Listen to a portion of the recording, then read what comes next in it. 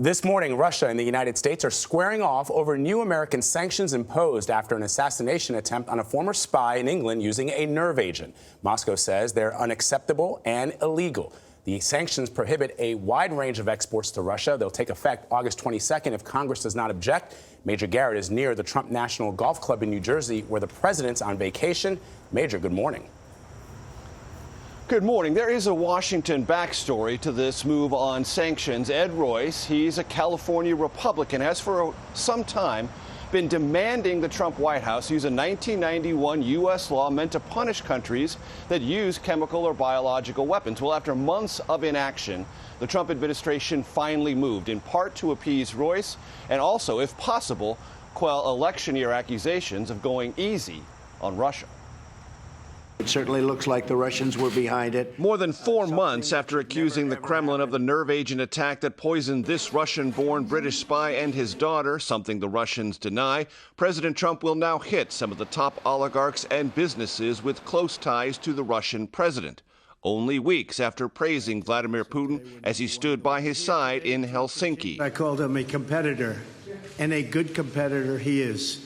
And I think the word competitor is it's a compliment. And again just days ago. I got along great with Putin. But now more chill in the relationship between off-again, on-again rivals, with the most aggressive White House sanctions yet that could block Russia from purchasing potentially hundreds of millions of dollars in weapons, electronics, and avionics. We want to have open lines of communication. The action came the same day Kentucky Republican Senator Rand Paul hand-delivered this letter from President Trump to Putin asking for expanding dialogue. Discussions are incredibly important. Diplomacy is important. Other top Republicans had slammed the president for not standing up to Russia. If you were really tough with Putin, he would not be doing what he's doing. Even after Mr. Trump pushed back on critics with CBS's Jeff Glor. You have people that said you should have gone up to him, you should have walked up and started screaming in his face. We're living in the real world.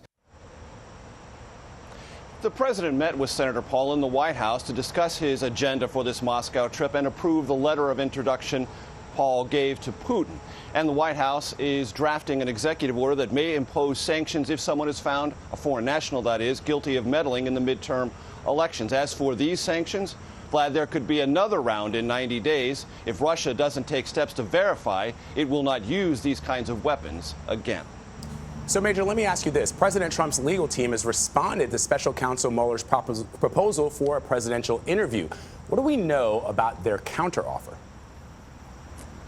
Well, I just spoke to Rudy Giuliani, the president's lead attorney on this, and he now describes himself as more optimistic than he's been in weeks, and there can be a resolution that could lead to an interview between President Trump and the special counsel, Robert Mueller. Apparently, the two sides have narrowed their differences over what can and can't be asked, and Giuliani told me that there's at least a 50-50 chance that that interview could happen sooner rather than later. All right, Major Garrett, thank you very much.